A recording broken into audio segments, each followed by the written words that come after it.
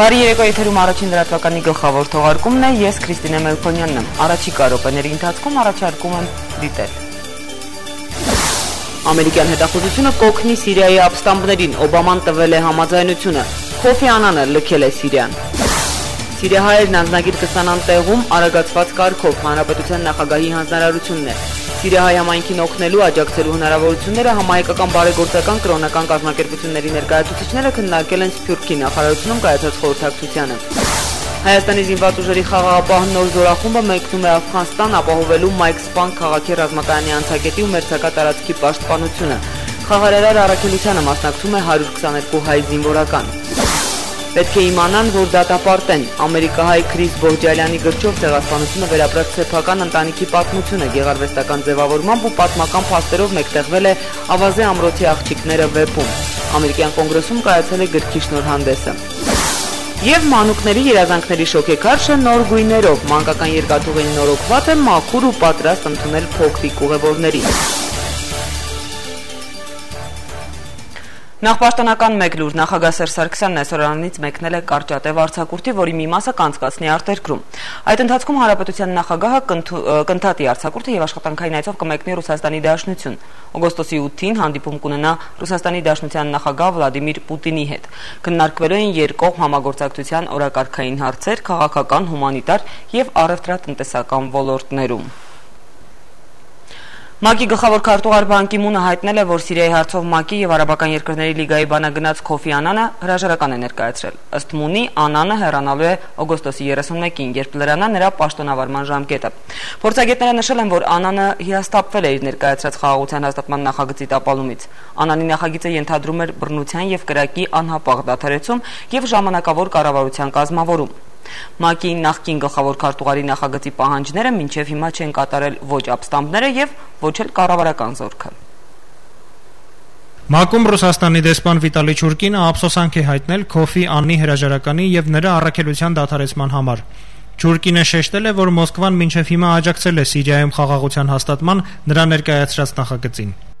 Մենք քիչ առաջ ՄԱԿ-ի գլխավոր քարտուղարից լսեցինք Քոֆի Անանի հեռանալու մասին լուրը։ Իհարկե ափսոսում ենք դրա համար, քանի որ հասկանում ենք, որ դա դեսպանորդի անձնական որոշումն էր։ Մենք աջակցում էինք պարոն Անանի բոլոր ջանքերին։ Նա դեռ 1 ամիս կաշխատի եւ հույս ունենք, որ այդ ընթացքը ստեղծված դժվարին պայմաններից դուրս գալու համար արդյունավետ կօգտագործվի, որպեսզի Սիրիայի ճգնաժամը գտնի քաղաքական հանգուցալուծում եւ դադարեցվի արյունահեղությունը։ Ես ուրախ եմ նաև, որ գլխավոր քարտուղարն արդեն Քոֆի Անանի գործը շարունակողին է փնտրում։ Միաժամանակ Սիրիայի ապստամբները հայտարարել են Իդլիբ նահանգի Ադանա քաղաքի գրավման մասին։ Reuters գործակալությունն այցելել է քաղաք եւ պարզել, որ այնտեղ իրավիճակի տերը զինյալներն են։ Բաց են խանութները, սակայն սնունդը սկսել է չբավարարել, քանի որ այնտեղ են ժամանում Հալեպից հեռացող ընտանիքները։ Ապստամբները համացանցում տեղադրել են Հալեբ քաղաքի փողոցներում տանկերի շուրջ ընկած մարդկային դիակներ պատկերող տեսագրություններ։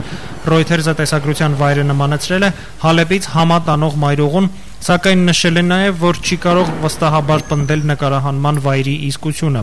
Դամասկոսի արվարձան համարվող Արթուզ եւ Նոր Արթուզ բնակավայրերի բնակիչները ապստամբների տարածած հերթական տեսագրության ընթացքում բողոքել են, թե նախօրեին կառավարական զորքն այդտեղ կոտորած է իրականացրել։ Նրանք հայտարարել են, թե հարձակումից զոհվել է 35 մարդ։ Թուրքիայի աղբյուրները հայտնում են, որ անցած 2 օրերի ընթացքում Սիրիայի մարտերում զոհվել է 140 մարդ։ Միջազգային գործակալությունները չեն կարողացել հաստատել տարածված տեղեկությունը։ Սիրիայի ապստամբներին ոչ ռազմական օգնություն տրամադրելու համար Վաշինգտոնն արդեն ծախսել է $25 միլիոն։ Այդ մասին Reuters-ին հայտնել են պետքարտուղարության ներկայացուցիչները։ Նրանք նշել են, որ գումարը հիմնականում ուղղվել է հաղորդակցության պարագաների եւ դեղորայքի ձեռքբերմանը։ Նրանք տեղեկացրել են, որ Սիրիայի ժողովրդին մարդասիրական օգնություն տրամադրելու համար առանձին հատկացվել է $64 միլիոն։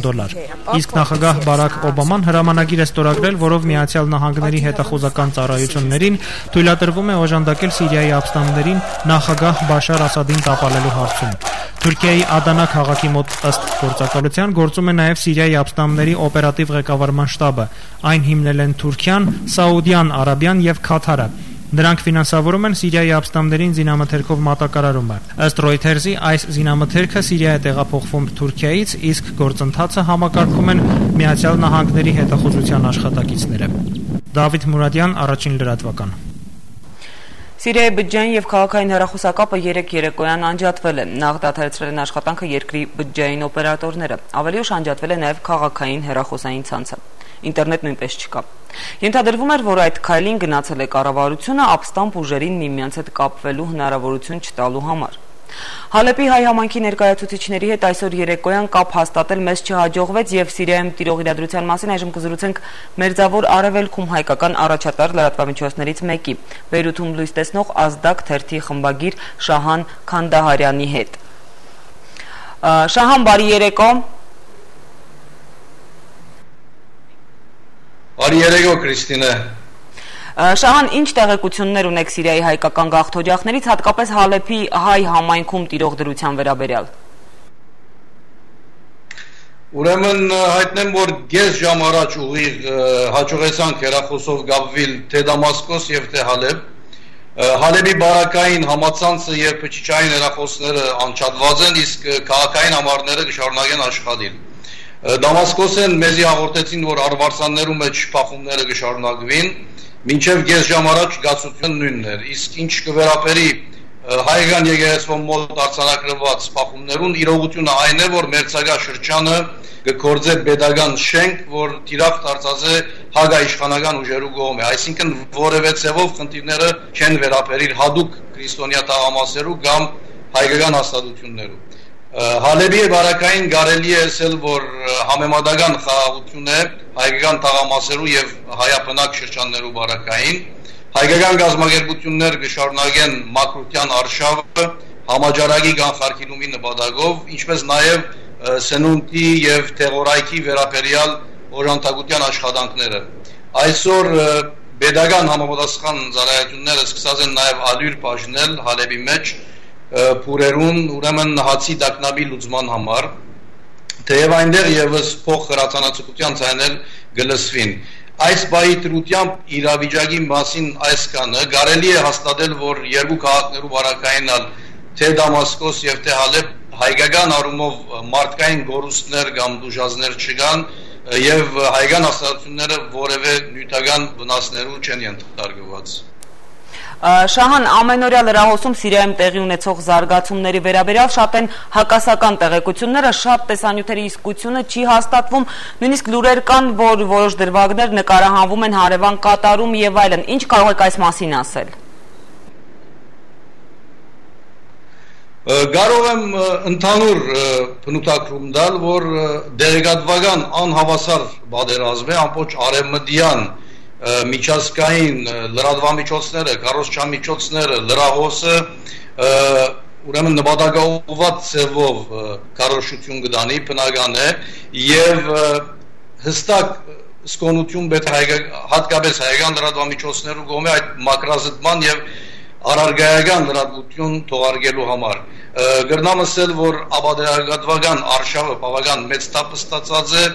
եւ ամենայն դեպս Փարտ աշխատանք է այդ բոլոր ապադերգատվությունը մակրազդելու եւ առարգայական լրատվություն թողարկել այս պայմաններում մեջ։ Շնորհակալություն Շահան։ Շնորհակալություն։ Ես հիշեցնեմ, որ մենք զրուցում ենք Բեյրութի Ազդակ թերթի գլխավոր խմբագիր Շահան Քանդահարյանի հետ։ Սիրիայի ժամանած մեր հայրենակիցներին աջակցելու նպատակով հանձնախումբ է ստեղծվել Հայաստանի առևտրաարդյունաբերական պալատում։ Նրանք, ովքեր կցանկանան հայրենիքում զբաղվել գործարարությամբ կամ նոր բիզնես հիմնել, այստեղ կարող են ստանալ խորհրդատվություն, ինչպես հիմնադրվել հայկական բիզնես միջավայրում։ Խորհուրդն աշխատելու է ամեն օր առավոտյան 9-ից երեկոյան 6-ը։ Առևտրաարդյունաբերական պալատի Խանջան 11 հասցեում գտնվող կենտրոնական գրասենյակում։ Սիրիահայ գործարարներին այստեղ ոչ միայն կծանոթացնեն Հայաստանի օրենսդրությանն ու բիզնես կանոններին, այլև կաջակցեն այստեղի գործարարների հետ բիզնես կապեր հաստատելու հարցում։ Եթե խնդիրներ ծագեն, որ արդեն պետք է լուծվի կառավարական մակարդակով, այդ խնդիրները մենք կհավաքագրենք եւ կփոխանցենք կառավարությանը, կապված բիզնես ոլորտին։ Տեղում արագացված կարգով կլուծվի նաև սիրիահայերի անձնագիր ստանալու հարցը։ Հանրապետության նախագահի հանձնարարությունն է։ Սիրիահայ համայնքին օգնելու աջակցելու հնարավորությունները համահայկական բարեգործական կրոնական կազմակերպությունների ներկայացուցիչները այսօր քննարկել են Սփյուռքի նախարարությունում կայացած խորհրդակցությանը։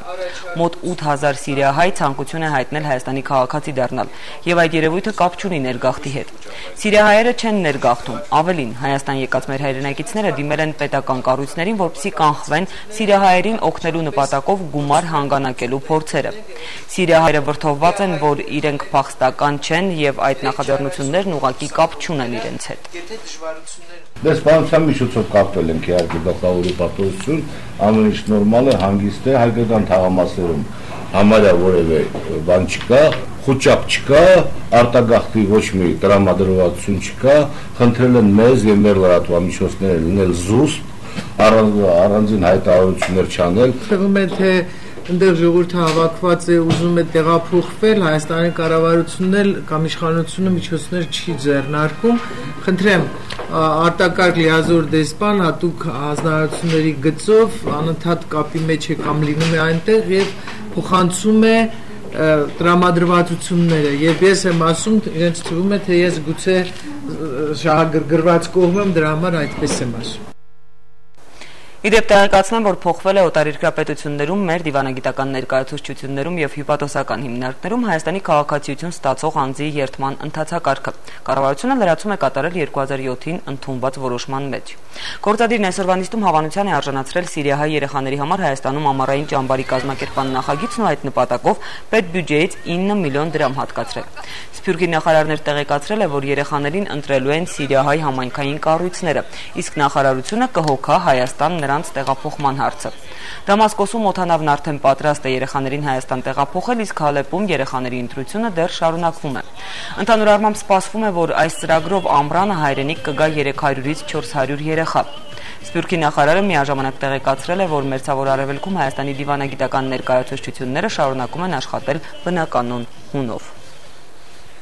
Իսկ կառավարության այսօրվա նիստում մինչև օրակարգին անցնելը ֆինանսների նախարար Վաչե Գաբրիելյանը ներկայացրել է 2012 թվականի առաջին 7 ամիսների մակրոտնտեսական ցուցանիշները։ Կառավարության որոշմամբ 1 միլիարդ 100 միլիոն դրամ բյուջետային վարկ կտրամադրվի ռադիոիզոտոպերի արտադրության կենտրոն ընկերությանը 10 տարի մարման ժամկետով, ինչը անհրաժեշտ է արտադրամասի շինարարության ենթակառուցվածքների ստեղծման համար։ Վարչապետ Տիգրան Սարգսյանը կարևորել է շինարարության ժամկետների հստակեցումը, քանի որ մասնավոր պետություն համագործակցությամբ նախատեսվում է ներգրավել շոշափելի միջոցներ եւ ավարտին հասցնել միջուկային տեխնոլոգիաների վրա հիմնված բուժման ամբողջական ցիկլի ստեղծումը։ Նիստի օրակարգում գերակշռել են սոցիալական խնդիրները, մասնավորապես մանկական խնամակալ կազմակերպությունների շուրջ 80 շրջանավարտներին բնակելի մակերեսով ապահովելու նպատակով կառավարությունն աշխատանքի եւ սոցիալական հարցերի նախարարությանն է հանձնել համապատասխան գույք, շինություններ եւ հատկացրել ֆինանսական միջոցներ։ Գործադիրը հավանություն է տվել նաեւ բնակչության ծերացման հետևանքներից բխող հիմնախնդիրների լուծման եւ տարեցների սոցիալական պաշտպանության 2012-16 թվականների գործողությունների ծրագրի։ Ծրագրի իրականացման արդյունքում ակնկալվում է բարելավել տարեցների կյանքի որակը։ Կառավարության որոշմամբ կստեղծվի սոցիալական բնակարանային ֆոնդի սպասարկման կենտրոն։ Նորաստեղծ կազմակերպությունը կիրականացնի աշխատանքի եւ սոցիալական հարցերի նախարարությանը հանձնված սոցիալական բնակարանների պահպանման, շահագործման, այդպիսի բնակարաններում բնակվելու իրավունք ունեցող անձանց իրավունքների եւ շահերի պաշտպանության ծառայությունների մատուցումը։ Շիրակի մարզի Մարալիկ քաղաքում սոցիալական տան կազմակերպական եւ ծառայությունների մատուցման ծախսերի համար գործադիրը հատկացրել է 11 միլիոն 388 հազար դրամ։ Վարչապետ Տիգրան Սարգսյանը նշել է, որ ծնողազուրկ երեխաների խնդիրներն այսուհետև լինելու են նորաստեղծ կառույցի հսկողության տակ։ Պետք է շնորհակալություն հայտնենք բոլոր հասարակական կազմակերպություններին, որոնք մեզ հետ աշխատել են, եւ Հայ օգնության միությանը, որը հստակեցրել է մեր նախարարության հետ միասին ցուցակները ծնողազուրկ երեխաների, որոնց այսօր պետությունը ապահովում է բնակարաններով, եւ ըստ էության այս որոշումով մենք դրամատական փոփոխություն ենք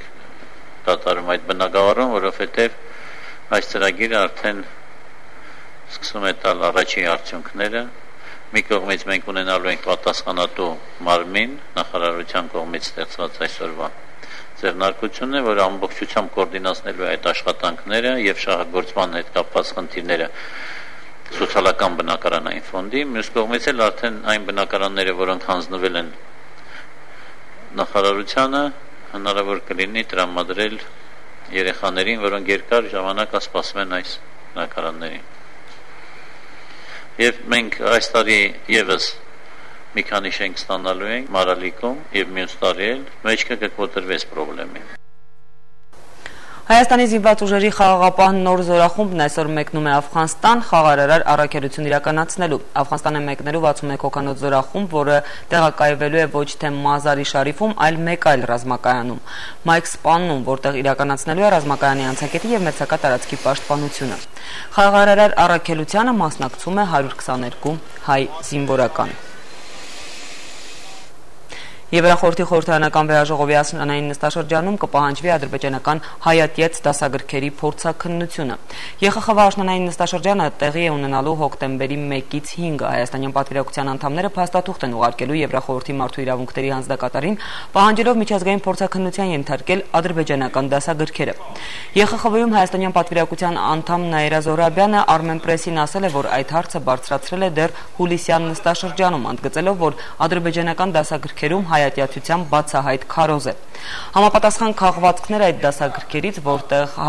հայն ադրբեջանցիներին ներկայացվում է որպես մարդասպան, հղումներով կուղարկվեն մարդու իրավունքների հանձնակատարին։ Եթե Եվրախորհուրդն ընդունում է ռասիզմն ու այլատյացությունը անթույլատրելի համարող բանաձևեր, ապա պետք է հետամուտ լինի դրանց կատարմանը, քանի որ Ադրբեջանն իր սերնդին դաստիարակում է հայատյացության օրինակներով։ Փաստաթղթին կցվելու է նաև մի ադրբեջանուհու նամակ, որում նշվում է, թե դասագրքերում հայատյացության բառ օրինակների պատճառով նա վախենում է, որ իր երեխան սադիստ կմեծանա, նշել է Զոհրաբյանը։ Պետք է իմանան, որ դատապարտեն ամերիկահայ Քրիս Բոհջալյանն իր սեփական ընտանիքի պատմությունը համադրելով պատմական փաստերի հետ եւ դյուրընթեռնելի դարձնելու համար մի փոքր գեղարվեստական երանգ հաղորդելով ստեղծել է հայոց ցեղասպանության մասին նոր վեբ։ Ավազե ամրոցի աղջիկները գրքի շնորհանդեսը կայացել է ամերիկյան կոնգրեսում կոնգրեսականների բավական ներկայանալի խմբի մասնակցությամբ։ Ռոբերտ Տոլտ, Ադամ Շիֆ, Միացյալ Նահանգների կոնգրեսի հայկական խմբի համանախագահ Ֆրենկ Փալոն, Դեվիդ Չիչելինե, Ջեքի Սփայեր, Հայաստանում ԱՄՆ նախկին դեսպան Ջոն Էվանս, ինչպես նաև կոնգրեսի աշխատակիցներ, հայ համայնքի ներկայացուցիչներ։ Սա եւս մեկ առիթ է մեծացնելու հայոց ցեղասպանության եւ Թուրքիայի ժխտողական քաղաքականության հետևանքների մասին իրազեկվածությունը։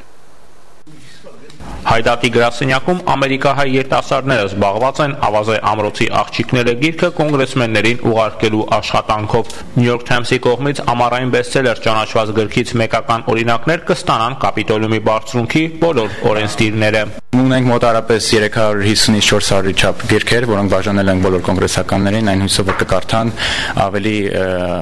շատ կիմանան հայոց ցեղասպանության, հայերի մասին։ Գրքի Վաշինգտոնյան շնորհանդեսին, որ նույնպես կոնգրեսի շենքում էր, մակագրելու համար իսկական հերթ է։ Եթե գիրքը երկար մնա բեսթսելերների ցանկում, ապա կհետաքրքրվեն ֆիլմարտադրողները։ Ավազե ամրոցի աղջիկները Հոլիվուդ փոխադրելու ուղղությամբ արդեն իսկ որոշ շարժ կա։ Ձեռնարկի հովանավոր Հայդատի գրասենյակի ատենապետ Քենխաչիկյանը նկատում է, որ տասնյակ հազարավոր օրինակներով գրքի սպառումը կարևոր ազդանշան է հայոց ցեղասպանության 100-ամյակին ընդառաջ։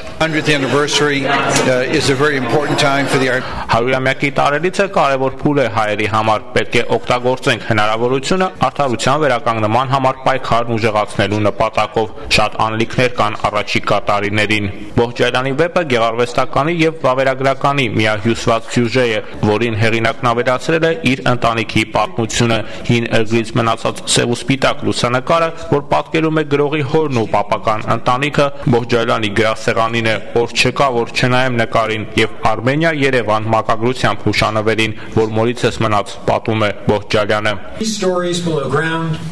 Գրքի վրա աշխատելիս եկա Երևան, Արարատին նայելիս ակամայից արտասվեցի ու հասկացա, որ ավազե ամրոցի աղջիկներն իմ կյանքի կարևորագույն գործն է։ Հայաստանը համարում եմ հայկական հոգու աշխարհը։ Մեր հոգին լեռներում է Արարատից մինչև Մուսալեռ։ Շնորհանդեսին ներկա են նաև կոնգրեսմեններ Ֆրենկ Փալոնը, Ադամ Շիֆը եւ հայկական ծագումով Ջեքի Սփայերը։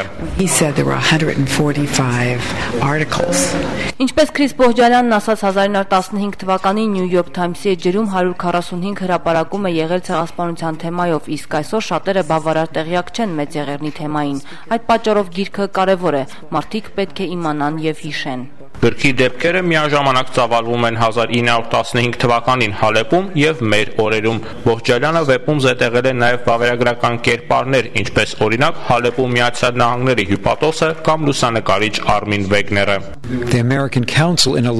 Հալեպում ամերիկյան եւ գերմանական հյուպատոսների հիմքում իրական կերպարներ են, իսկ գերմանացի լուսանկարիչներ Էրիքը եւ Հելմուտը, որ հանդիպում են գրքում, հիմնված են Արմին Վեգների իրական կերպարի վրա, որը ինչպես հայտնի է ցեղասպանությունը պատկերող ամենահայտնի լուսանկարների հեղինակն է։ Ամերիկահայ գրողի նախորդ գրքերը թարգմանվել էին նաև թուրքերեն ու հաջողության հասել Թուրքիայում, այլ հարց է թե ինչ կլինի Միացյալ Նահանգներում բեսթսելեր դարձած եւ հայոց ցեղասպանության մասին պատմող Ավազե ամրոցի աղջիկների պարագայում։ Հայկարամ Նահապետյան, Առաջին լրատվական, Վաշինգտոն։ Մեկ լուր ոստիկանությունից վերավորակավորվել է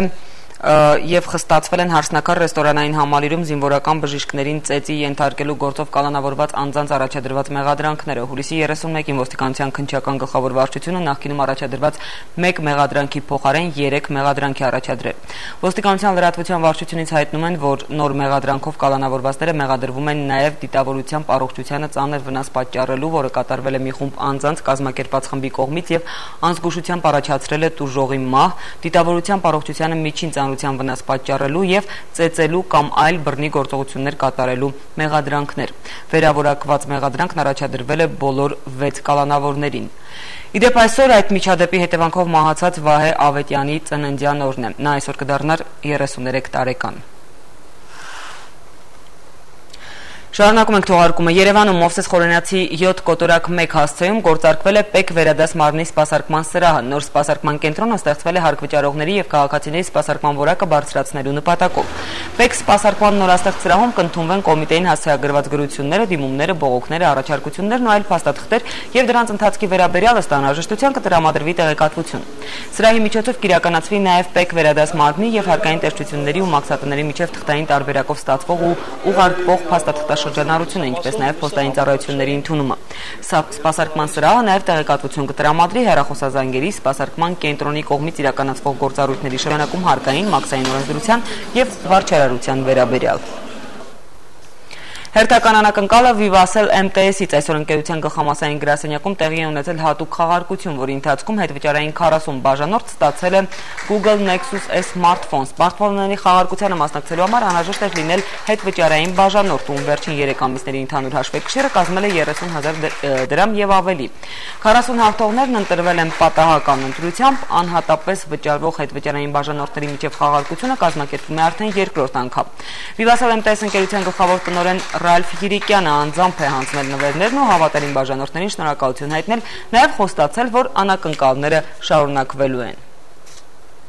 Մանուկների երազանքների շոքեքարշը նոր գույներով մանկական երկաթուղին նորոգված է մաքուր ու պատրաստ ընդունել փոքրիկ ուղևորներին։ Հարավկովկասյան երկաթուղի ընկերությունը երեխաներին նվիրել է վերանորոգված մանկական երկաթուղին, ապահովելով անվտանգ ու հարմարավետ հանգիստ։ Երեխաների ամենասիրելի ժամանցի վայրը նորոգվում է 2 փուլով։ Նախ վերազինվել է կայարանային տնտեսությունը, շոքեքարշը, ջերմաքարշը, ամառային վագոնները, բարեկարգվել է երկաթուղու շրջակայքը։ Նորոգվում է նաև մանկական երկաթգիծը։ 75-ամյա մանկական երկաթուղին թարմ շնչով դռները հանդիսավորապես կբացի երկաթուղայինների օրը օգոստոսի 5-ին։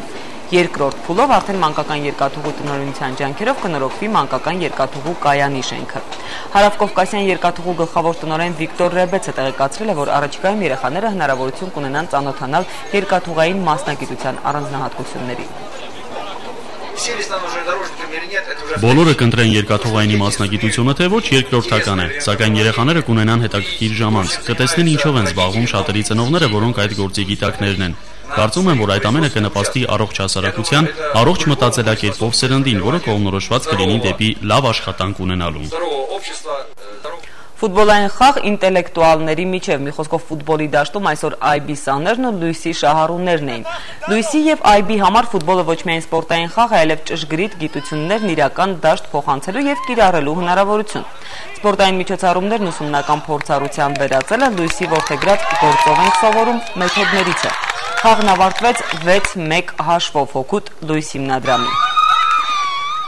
Եվ վերջում տեղեկացնեմ, որ օլիմպիական խաղերում այսօր մենք մասնակից չունենք, իսկ վաղը կհետևենք մեր ծանրորդ Արա Խաչատրյանի ելույթին։ Արան կմասնակցի 85 կիլոգրամ քաշայինների պայքարին։ Ինչպես կզարգանան իրադարձությունները կիմանաք առաջին լրատվականի եթերում։